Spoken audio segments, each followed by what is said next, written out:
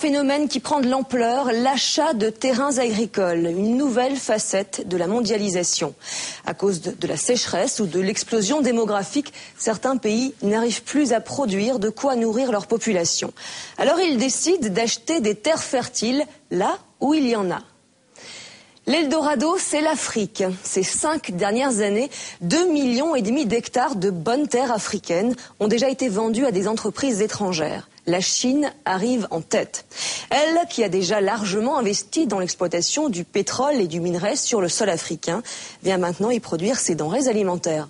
Exemple au Cameroun, où les entrepreneurs chinois pourraient à terme faire main basse sur toute la production céréalière du pays.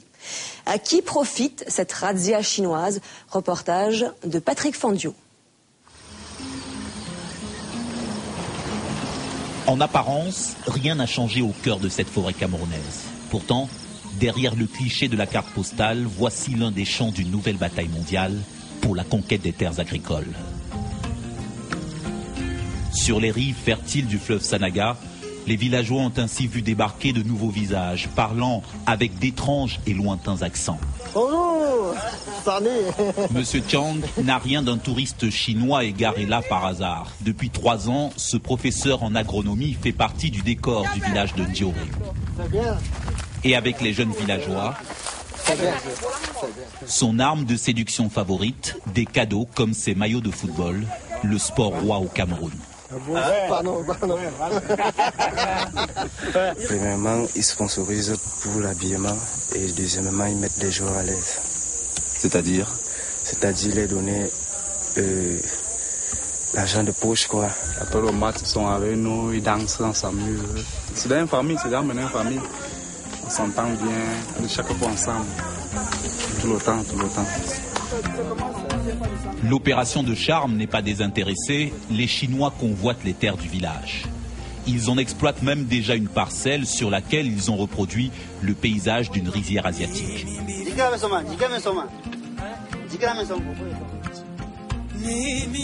Du haut de son poste de contrôle, M. Li, le nouveau contremaître, il surveille ses ouvriers camerounais qui préparent la future récolte de riz.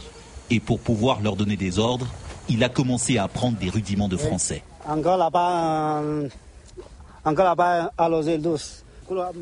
En attendant de pouvoir maîtriser totalement la langue, les Chinois ont trouvé sur place une perle rare, un homme qui va faciliter leur implantation.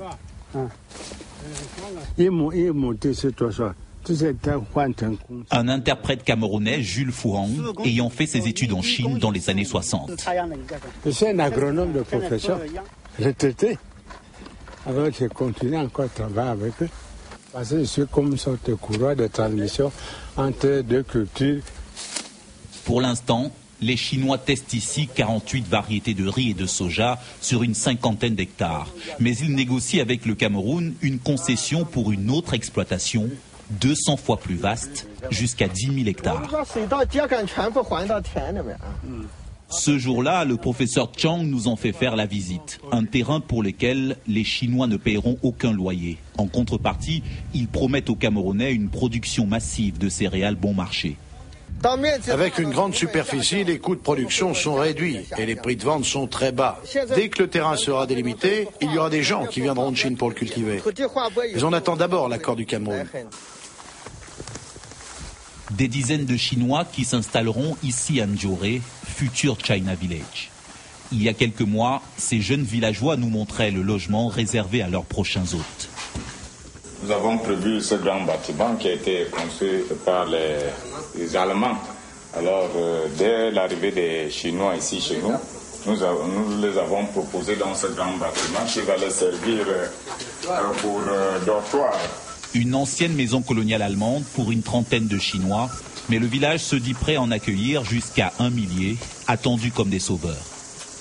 Nous avons vraiment besoin de l'aide, puisque nous faisons des travaux pénibles à la main. Nous faisons des champs de 50 mètres carrés. Bon, avec leur aide, nous pouvons faire des champs de 2 hectares, 3 hectares, 5 hectares. En quelques semaines, les mauvaises herbes ont disparu. Les premiers contingents sont arrivés et la maison s'est métamorphosée en terre chinoise. Chinois, Chinois, parler chinois. Dioré, le nom du village, a été gravé en mandarin.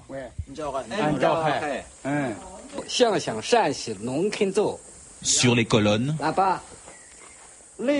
la devise de ces ouvriers agricoles venus de Chine qui se résume à travailler encore et toujours. Pas fatigué.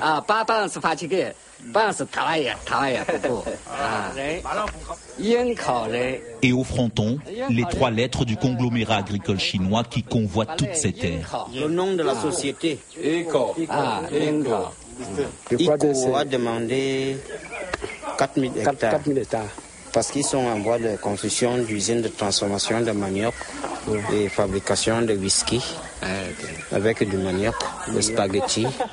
Nous allons beaucoup avoir du maïs, du riz. Bon, on va acheter ça moins cher et lui d'acheter cher. ICO, un de ces géants agricoles chinois qui profitent de la nouvelle diplomatie offensive de Pékin en Afrique. La Chine y externalise de plus en plus sa production alimentaire. Ce whisky chinois à base de riz sera bientôt made in Cameroun. Moi, patron. Le patron d'ICO, comme beaucoup d'autres en Chine, encourage les ouvriers agricoles comme lui à émigrer vers les pays africains. Au Cameroun, comme ailleurs sur le continent, la Chine cherche à compenser la disparition de ses propres surfaces agricoles, à occuper ses millions de paysans sans terre, à maîtriser à terme sa sécurité alimentaire. Déjà une dizaine de centres pilotes dans les pays africains. On devait construire 10 centres, mais le président Hu Jintao a décidé que nous irions jusqu'à 14. C'est l'aide agricole que la Chine a promis à l'Afrique. Le professeur Chang répète à l'envi le discours officiel chinois. La production n'est pas censée partir en Chine, mais nourrir les Camerounais. Un accord d'amitié entre les deux peuples. Mais sur le terrain, les ouvriers camerounais multiplient les plaintes. Celui-là en a assez d'aller au champ avec ce qui reste de ses chaussures de vivre. Ça, c'est les chaussures de la maison. Et vous travaillez avec? Normalement. Le professeur Chang lui rappelle que les bottes ne sont distribuées qu'une fois par an à la saison des pluies. Les bottes, c'est un an, une fois. Nous, actuellement, là, nous travaillons pour eux. Ils doivent vraiment, normalement, nous habiller. Et normalement, nous mettre au moins un peu à l'aise. Et le paiement, même aussi, médiocre. Nous supportons seulement les 1000 francs de la journée.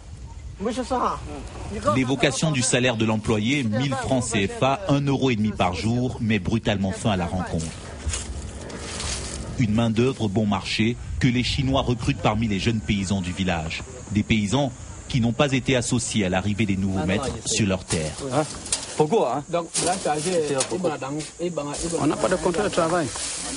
On n'a pas de contrat. Puisque le contrat est verbal. On n'a pas eu un contrat par écrit. Avant, ces paysans pratiquaient de la culture de subsistance sur les terres que convoitent aujourd'hui les Chinois du groupe ICO. Des terres qu'ils ont dû quitter précipitamment. Un mois avant, ils sont venus nous signaler que les Chinois vont venir s'installer là. Bon, ils sont arrivés. Alors, ils ont demandé à tout le monde d'arracher les maniocs. Même si ce n'est pas maturité. Ils ont donné au trop 2 semaines. Ils ont commencé à cultiver. Ils ont commencé à battre les palmiers, à défricher les champs de manioc, tout ça à terre. Ils demandent même aux habitants de quitter. Les Chinois? Les Chinois, que c'est leur terrain. Et c'est normal. C'est pas normal. Ils disent que c'est leur terrain. Ils doivent cultiver, construire, quoi, on ne sait pas. Personne à Ndioré ne connaît d'ailleurs les termes de l'accord que le groupe chinois négocie avec le Cameroun. Même confidentialité sur un autre projet du groupe ICO, le rachat de cette usine abandonnée, spécialisée dans le décortiquage du riz. Pour l'acquérir, les Chinois ont pris contact avec Louis Kenze, un ex-employé devenu la mémoire vivante de ce bâtiment fantôme. Les lampes, il n'y a plus rien de tuyaux, les cornières, les restes de semences qui étaient. Il sait que si les Chinois reprennent l'usine, ils auront à terme le contrôle d'une bonne partie de la chaîne de production céréalière du Cameroun. Ce qui l'inquiète le plus, c'est l'arrivée d'une main-d'œuvre chinoise que la rumeur évalue à plusieurs milliers d'hommes. On nous apprend qu'il si jamais il y a à recruter 3000 personnes, eux seuls fournissent 2000. Ce n'est pas acceptable. Parce que nous aussi, on ne peut pas accepter qu'on soit inondé de Chinois ici alors qu'on a des gars qui sont au quartier. Allô, monsieur Wang? Moi, français un peu, je ne comprends pas. Tu ne comprends pas français?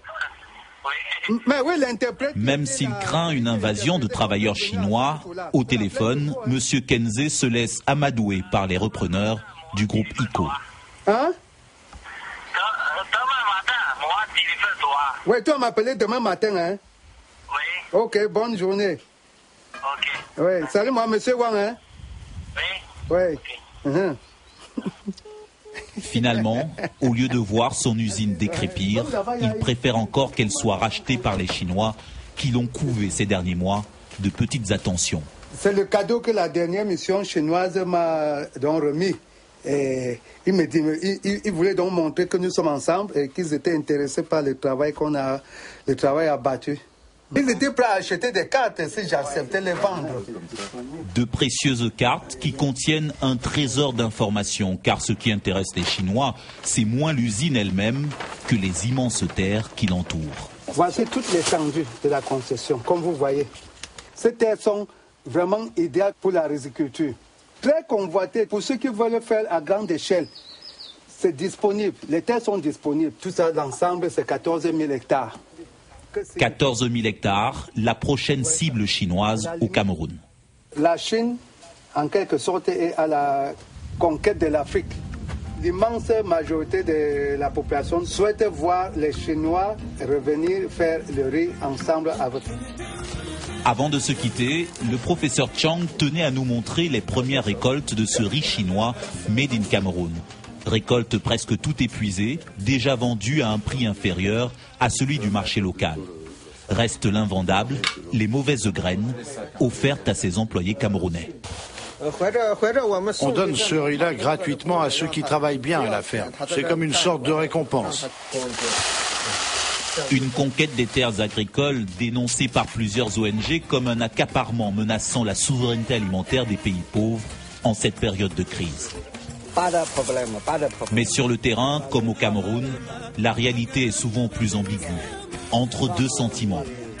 L'opportunité de voir se développer avec les Chinois une agriculture plus productive, mais aussi le risque de devoir, à l'avenir, dépendre de leur bon vouloir pour se nourrir.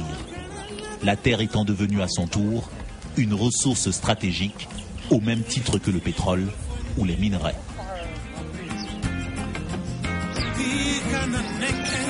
Kana labata gasoya, oh,